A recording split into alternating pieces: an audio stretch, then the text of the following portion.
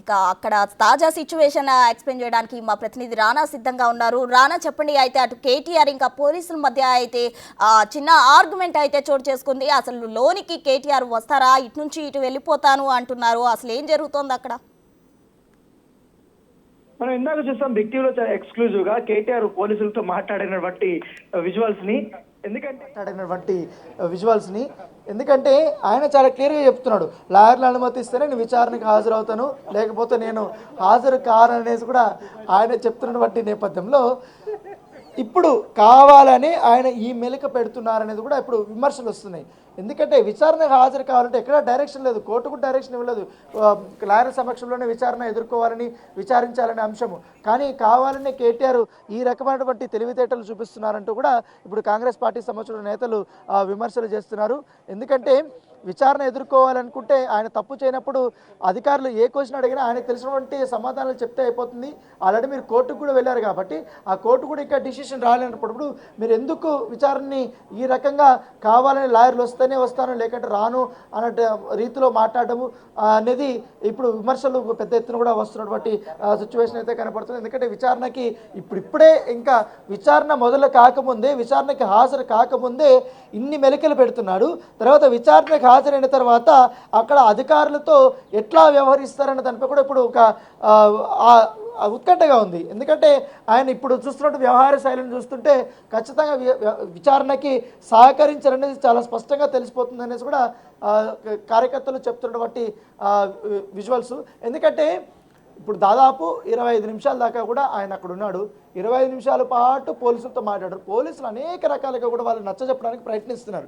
Sir ఇప్పుడు ఉన్నటువంటి పరిస్థితుల్లో లాయర్ల అనుమతి లేదు, కోర్టు కూడా డైరెక్షన్ లేదు. ఇది ఏసీపీ అధికారులు చేస్తున్నటువంటి ఇన్వెస్టిగేషను, వాళ్ళు విచారణ చేస్తున్నారు. మేము అనుమతించాలా లేదనేది కూడా మా చేతిలో లేదు. ఏసీపీ సంబంధించిన డీజీ సపరేట్ ఉంటారు, వాళ్ళు చెప్పాల్సిన అవసరం ఉంటుంది. అక్కడి నుంచి మాకు ఎటువంటి కన్ఫర్మేషన్ రాలేదు, లాయర్లకి అనుమతి లేదనే అంశం మాకు చెప్పారు. సో అదే విషయాన్ని మీకు చెప్తున్నామనేసి ఆయన చెప్పినా కూడా కేటీఆర్ మాత్రం అవేం పట్టించుకోలేదు. భీష్మించుకొని కూర్చొని పాటిందే పాటగా నేను లాయర్లు వస్తేనే వస్తాను లేకపోతే ఇక్కడి నుంచి వెళ్ళిపోతాననే మాట ఆయన మాట్లాడుతున్నట్టుగా మనం చాలా స్పష్టంగా కూడా మనం చూస్తున్నాం. దాదాపు ఇంత సెక్యూరిటీ పెట్టారు ఉదయం నుంచి కూడా. ఇటు బీఆర్ఎస్ సంబంధించినటువంటి ఎమ్మెల్యేల ఇంటి దగ్గర వీళ్ళందరినీ కూడా హౌస్ అరెస్ట్లు కూడా చేస్తున్నటువంటి నేపథ్యం కనబడుతుంది. అయితే బీఆర్ఎస్ కార్యకర్తలు కూడా ఇటు కేటీఆర్ ఇటు విచారణకు హాజరవుతున్నటువంటి నేపథ్యంలో ఎక్కువ మంది వచ్చే అవకాశం ఉంది. ఇక్కడ ఆందోళన చేసే అవకాశం ఉన్నటువంటి నేపథ్యంలో వారిని కూడా అదుపులోకి తీసుకోవడానికి ప్రయత్నాలు చేస్తున్నారు. ముఖ్యంగా బీఆర్ఎస్ సంబంధించిన సింపథైజర్స్ కూడా ఎక్కువగా వచ్చే అవకాశం ఉన్నటువంటి నేపథ్యంలో వారిని కూడా అదుపులోకి తీసుకోవాలని కూడా భావిస్తున్నట్టుగా మనకు సమాచారం వస్తుంది. సో ఏదోటికి చాలా ఒక ఉత్కంఠ, ఒక ఆందోళన అనేది మనం ఇక్కడ చూస్తున్నాం. ఎందుకంటే కేటీఆర్ తన వెహికల్లోనే అక్కడే నిలబడుకుని ఉన్నారు, అక్కడే కూర్చొని ఉన్నారు, అక్కడే మాట్లాడుతున్నారు. కానీ లోపలికి మాత్రం రావడానికి ఆయన నిరాకరిస్తున్నటువంటి నేపథ్యం కనపడుతుంది. ఎందుకంటే ఆయన వస్తే ఇక్కడ ఈ వెళ్ళేటువంటి వాళ్ళకందరికీ కూడా వాహనాలని అనుమతిస్తారు. కాకపోతే ఆయన విచారణకి రాలేదు కాబట్టి ఇప్పుడు ఇంకా అక్కడే ఉన్నాడు కాబట్టి ఇప్పుడు మొత్తం ఈ రోడ్ అంతా ఆల్మోస్ట్ గంట నుంచి కూడా బ్లాక్ అయిపోయింది. ఇతర వ్యవహారాలకు వెళ్ళేవారు కానీ ఆఫీసులకు వెళ్ళేటప్పుడు కానీ ఈ రోడ్డుని ఎక్కువగా వారు వాడుతుంటారు. చాలా రద్దీ అయినటువంటి ప్లేసు. సో ఇదంతా బ్లాక్ అయిపోవడం వల్ల సామాన్యులు కూడా ఇబ్బంది పడుతున్నారు. సో కేటీఆర్ మాత్రం తన లాయర్లు వస్తేనే నేను వస్తాననేసి కూడా ఆయన చెప్తున్నటువంటి నేపథ్యం అయితే కనపడుతుంది. చూడాల్సినటువంటి అవసరం ఉంది. ఎందుకంటే ఖచ్చితంగా అధికారులు చాలా స్పష్టంగా చెప్పారు అనుమతి లేదనేసి. ఆయన మాత్రం లాయర్లు రాకపోతే నా పిన్న వాళ్ళు నేను విచారణలో ఒకటి చెప్తే మరొకటి పొట్రేట్ చేస్తారు, బయట మీడియాకు కూడా ఇంకో రకంగా వారు చెప్తారనేసి అనే అంశాన్ని ఆయన పోలీసుల ముందు చెప్తున్నారు. సో అలాంటిది ఉండదు, ఎందుకంటే పూర్తిగా వీడియో రికార్డ్ చేస్తారని చెప్తున్నా కూడా ఆయన పట్టించుకోకుండా ఇంకా అక్కడే ఉన్నటువంటి విజువల్స్ను కూడా మనం చాలా స్పష్టంగా చూస్తున్నాం. ఏసీపీ వెంకటరెడ్డి కూడా అక్కడ కేటీఆర్తో మాట్లాడుతున్నారు, చర్చిస్తున్నారు. డీజీ ఏమంటున్నారు, ఏసీబీ అధికారులు ఏమంటున్నారు అనే అంశాన్ని కూడా వారు అక్కడ స్పష్టంగా చెప్తున్నారు. సో చాలా క్లియర్గా చెప్పినప్పటికీ కూడా సార్ మీకు లాయర్లకి ఎటువంటి పర్మిషన్ లేదు, మాకు ఇంకా ఆర్డర్స్ రాలేదు సార్ అని చెప్పినా కూడా ఆయన ఇంకా లేదు, నేను వాళ్ళు వస్తేనే నేను వస్తాను లేకపోతే నేను ఇక్కడి నుంచి వెళ్ళిపోతాననేసి ఆయన కారు అక్కడే నిలబడుకున్నటువంటి నేపథ్యం అయితే కనపడుతుంది. సో చాలా ఉత్కంఠగా ఉంది.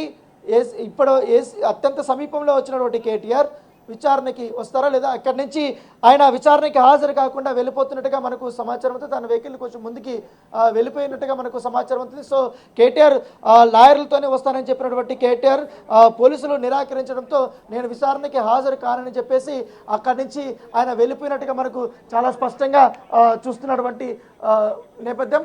ఎందుకంటే ఇక్కడి నుంచి ఏసీబీ కార్యాలయం నుంచి ఆయన రాకముందే డైరెక్ట్గా బీఆర్ఎస్ కార్యాలయానికి వెళ్తున్నట్టుగా మనకు సమాచారం అవుతుంది.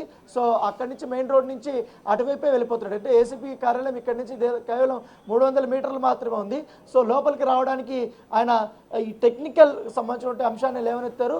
లాయర్లు వస్తేనే వస్తాను లేకపోతే నేను రానని చెప్పాడు. కాబట్టి అనుమతించడంతో అక్కడి నుంచి బీఆర్ఎస్ కార్యాలయానికి ఆయన వెళ్ళిపోయారు. సో ఈ నేపథ్యంలో అక్కడి నుంచి అందరినీ కూడా ఇప్పుడు క్లియర్ చేస్తున్నారు. ఈ వేను కూడా క్లియర్ చేస్తున్నారు. ఇక్కడి నుంచి ఆయన వెళ్ళిపోయాడు కాబట్టి సో భారీ ఎత్తున కూడా ట్రాఫిక్ కూడా నిలిచిపోయినటువంటి నేపథ్యంలో ఇప్పుడు మిగతా ఇతర వెహికల్స్ కూడా ఇక్కడికి అలౌ చేస్తున్నారు. సో మనం చాలా స్పష్టంగా చూస్తున్నాం కేటీఆర్ ఈరోజు విచారణకి హాజరు కావడం అనేది కూడా చాలా క్లియర్గా మనకు అర్థమైపోయింది. ఎందుకంటే ఉదయం నుంచి కూడా ఆయన నేను వస్తానని చెప్పాడు. కానీ ఇవాళ దగ్గరకు వచ్చి ఈ మెలిక పెట్టి అక్కడి నుంచి అట్టే వెళ్ళిపోవడానికి ఇప్పుడు తీవ్ర విమర్శలకు దారి తీస్తున్నటువంటి నేపథ్యం కనపడుతుంది. మొత్తంగా ఈ వ్యవహారం ఈ కేసు నమోదైనప్పటి నుంచి కూడా కేటీఆర్ యొక్క వ్యవహార శైలి కానీ కేటీఆర్ యొక్క స్టేట్మెంట్లు కానీ అవన్నీ చూస్తే మాత్రం ఆయన కావాలని విచారణ ఎగరగొట్టడం కోసమే ఈ రకమైనటువంటి పనులు చేస్తున్నారంటూ కూడా చెప్తున్నారు. ఎందుకంటే ఆయన వస్తానంటే ఇంత భారీ స్థాయిలో కూడా ఇక్కడ ఏర్పాట్లు చేశారు. సెక్యూరిటీని ఏర్పాటు చేసిన తర్వాత ఆయన ఇప్పుడు నేను రానంటూ కూడా అటు వెళ్ళిపోవడాన్ని చాలా తీవ్రంగా వీళ్ళు పరిగణిస్తున్నటువంటి నేపథ్యం అయితే కనపడుతుంది. సో కేటీఆర్ అక్కడి నుంచి వెళ్ళిపోయినట్టుగా మనకు సమాచారం ఉంది. బీఆర్ఎస్ కార్యాలయానికి ఆయన చేరుకుంటున్నారు. ఒకవేళ బీఆర్ఎస్ కార్యాలయంలో మరొకసారి అందరితో కూడా మాట్లాడిన తర్వాత లాయర్లతో మాట్లాడిన తర్వాత ఆయన డిసిషన్ మార్చుకొని విచారణకి హాజరవుతారా లేకపోతే అక్కడనే భీష్మించుకొని అక్కడే కూర్చుంటారా లేదా చూడాలి. లేకపోతే నేను విచారణకి ఇవాళ హాజరు కాననేసి ఏసీబీ అధికారులకి ఆయన ఇన్ఫర్మేషన్ ఇస్తారా లేకపోతే మరొక డేట్ అడుగుతారా లేకపోతే మరొక డేట్ ఇస్తే నేను లాయర్తో రావడానికి అనుమతిస్తారా అనే అంశాన్ని కూడా పరిశీలించాల్సి ఉంది. ఇప్పుడు లాయర్లతో ఆయన కూడా మరొకసారి భేటీ అవకాశం ఉంది.